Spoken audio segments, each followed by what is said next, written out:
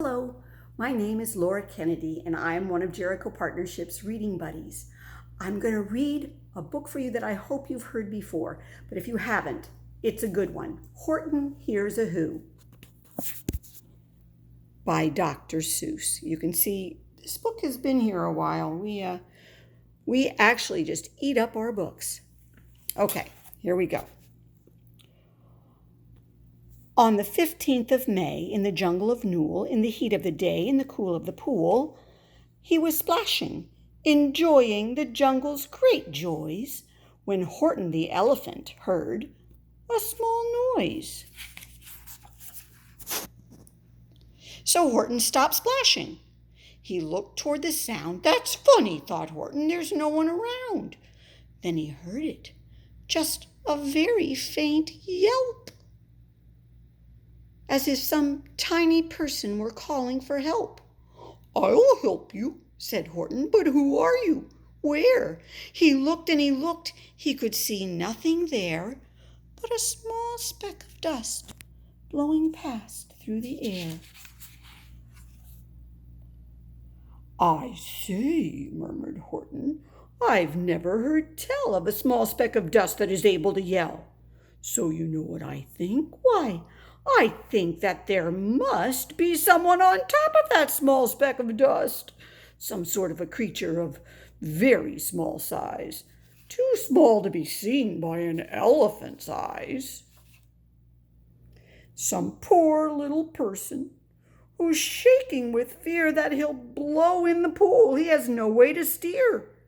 I'll just have to save him, because, after all, a person's a person, no matter how small."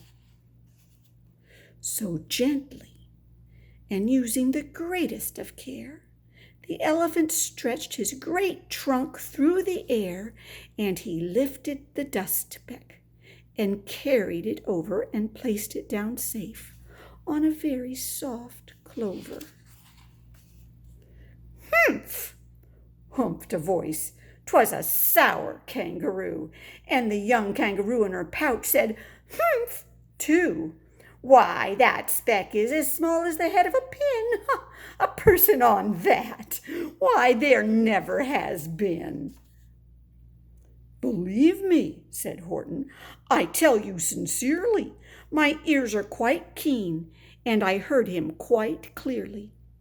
I know there's a person down there, and what's more, quite likely there's two, even three, even four, quite likely a family for all that we know, a family with children just starting to grow.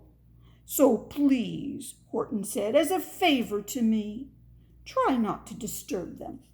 Just please let them be." "I think you're a fool," laughed the sour kangaroo, and the young kangaroo in her pouch said, "Me too. You're the biggest blame fool in the jungle of Newell," and the kangaroos plunged in the cool of the pool. "What terrible splashing!" the elephant frowned. "I can't let my very small persons, get drowned. I've got to protect them.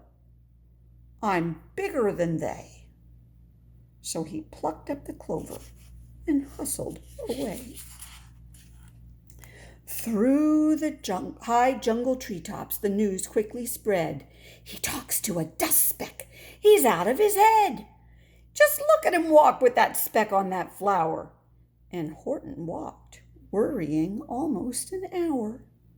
"Should I put the speck down?" Horton thought with alarm. "If I do, these small persons may come to great harm. I can't put it down, and I won't. After all, a person's a person, no matter how small." Then Horton stopped walking. The speck voice was talking. The voice was so faint he could just barely hear it. "Speak up, please," said Horton. He put his ear near it. "My friend," came the voice, "you're a very fine friend. You've helped all us folks on this dust speck no end. You've saved all our houses, our ceilings and floors. You've saved all our churches and grocery stores." "You mean," Horton gasped, "you have buildings there too?" "Oh, yes," piped the voice, "we most certainly do." "I know," called the voice, "I'm too small to be seen, but I'm mayor of a town that is friendly and clean." "Our buildings to you would seem terribly small, but to us who aren't big, they are wonderfully tall. My town is called Whoville, for I am a Who, and we Whos are all thankful and grateful to you." And Horton called back to the mayor of the town, "You're safe now. Don't worry. I won't let you down." But just as he spoke to the mayor of the speck, 3 big jungle monkeys climbed up Horton's neck. The Wickersham brothers came shouting, "What rot! This elephant's talking to Whos who are not. There aren't any Whos, and they don't have a mayor. And we're going to stop all this nonsense. So there." They snatched Horton's clover. They carried it off to a black-bottomed eagle named Vladikoff, a mighty, strong eagle of very swift wing, and they said, "Will you kindly get rid of this thing?" And before the poor elephant could even speak, that eagle flew off with a flower in his beak. All that late afternoon and far into the night, that black-bottomed bird flapped his wings in fast flight, while Horton chased after, with groans over stones that tattered his toenails and battered his bones, and begged, "Please don't harm all my little friends who have as much right to live as us bigger folks do."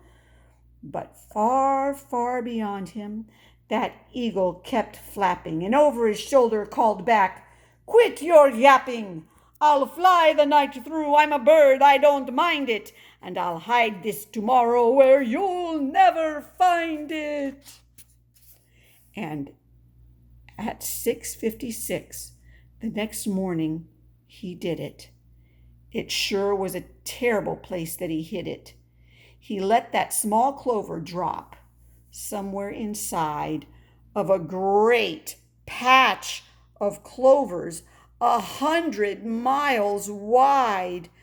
"Find that," sneered the bird, "but I think you will fail."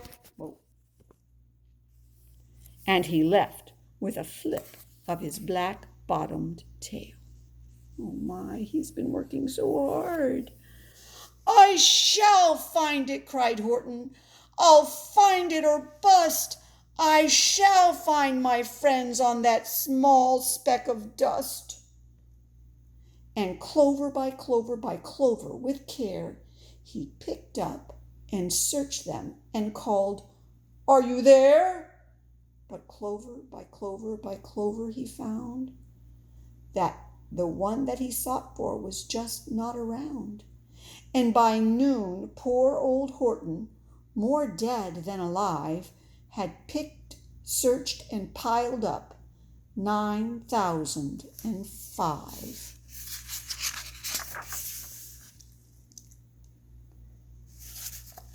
Then, on through the afternoon, hour after hour, till he found them at last, on the 3,000,000th flower. "My friends," cried the elephant, "tell me, do tell, are you safe? Are you sound? Are you whole? Are you well?" From down on the speck came the voice of the mayor. "We've really had trouble, much more than our share. When that black-bottomed birdie let go and we dropped, we landed so hard that our clocks have all stopped. Our teapots are broken. Our rocking chairs smashed, and our bicycle tires all blew up when we crashed. So, Horton, please, pleaded the voice of the mayor's, will you stick by us who's while we're making repairs? Of course, Horton answered. Of course I will stick. I'll stick by you small folks through thin and through thick. Humph, humphed a voice. For almost 2 days you've run wild and insisted on chatting with persons who've never existed. Such carryings on in our peaceable jungle. We've had quite enough of your bellowing bungle. And I'm here to state, snapped the big kangaroo, that your silly, nonsensical game is all through. And the young kangaroo in her pouch said, Me too.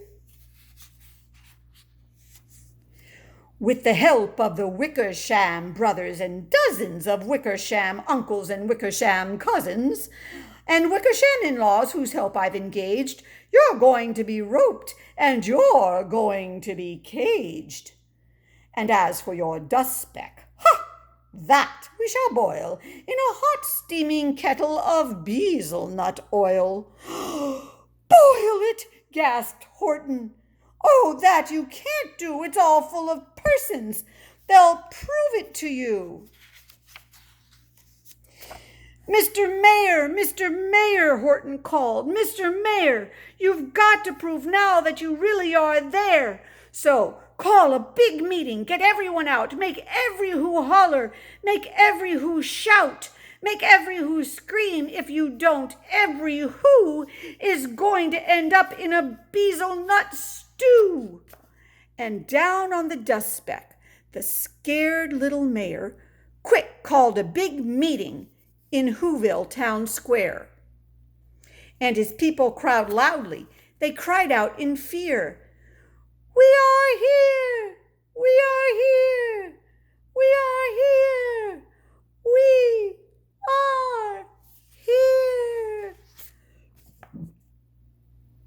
The elephant smiled. That was clear as a bell. You kangaroos surely heard that very well.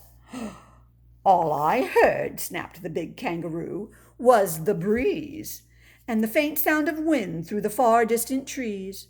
I heard no small voices, and you didn't either. And the young kangaroo in her pouch said, Me neither. Grab him, they shouted, and cage the big dope. Lasso his stomach with 10 miles of rope. Tie the knot so tight he'll never shake loose. Then dunk that dumb speck in the beezel-nut juice. Horton fought back with great vigor and vim, but the Wickersham gang was too many for him. They beat him, they mauled him, they started to haul him into his cage, but he managed to call to the mayor, Don't give up, I believe in you all. A person's a person, no matter how small. And you very small persons will not have to die if you make yourselves heard. So come on now and try. The mayor grabbed a tom-tom. He started to smack it, and all over Whoville they whooped up a racket. They rattled tin kettles, they beat on brass pans, on garbage pail tops and old cranberry cans. They blew on bazookas and blasted great toots on clarinets, oompas and boompas and flutes. Great gusts of loud racket rang high through the sky. They rattled and shook the whole... I messed up. Just a minute. Great gusts of loud racket rang high through the air. There we go. They rattled and shook the whole sky. And the mayor called up through the howling mad hullabaloo, Hey, Horton, how's that? Is our sound coming through? And Horton called back, I can hear you just fine, but the kangaroo's ears aren't as strong quite as mine. They don't hear a thing. Are you sure all your boys are doing their best? Are they all making noise? Are you sure every who down in Whoville is working? Quick, Look through your town. Is there anyone shirking?" Through the town rushed the mayor, from the east to the west, but every who seemed to be doing his best. Everyone seemed to be yapping or yipping. Everyone seemed to be beeping or bipping. But it wasn't enough. All this ruckus and roar. He had to find someone to help him make more. He raced through each building, searched floor to floor. And just as he felt he was getting nowhere and almost about to give up in despair, he suddenly burst through a door, and that mayor discovered one shirker quite hidden away in the Fairfax Apartments, apartment 12J. A very small shirker named Jojo was standing there, and bouncing a yo-yo, not making a sound, not a yip, not a chirp. And the mayor rushed inside, and he grabbed the young twerp, and he climbed with the lad up the Eiffelberg Tower. "This," cried the mayor, "is your town's darkest hour. This time, the time for all who have blood that is red to come to the aid of their country," he said. "We've got to make noises in greater amounts. So open your mouth, lad, for every voice counts." Thus he spoke as he climbed. When they got to the top, the lad cleared his throat and he shouted out, "Yop!"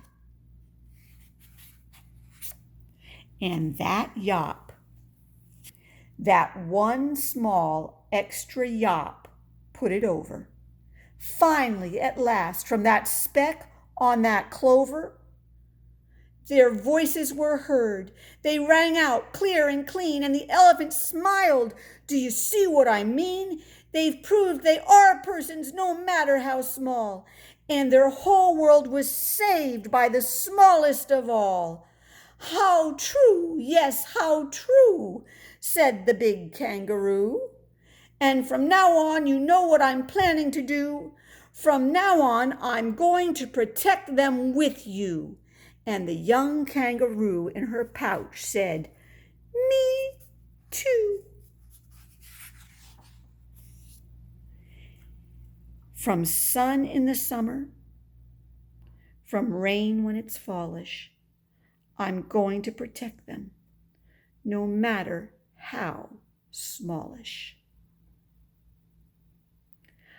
I hope you are that kind of a person who protects those who it's hard for them to be heard. Have that big ear like Horton and listen closely, and with your heart you can be a helper too. The end.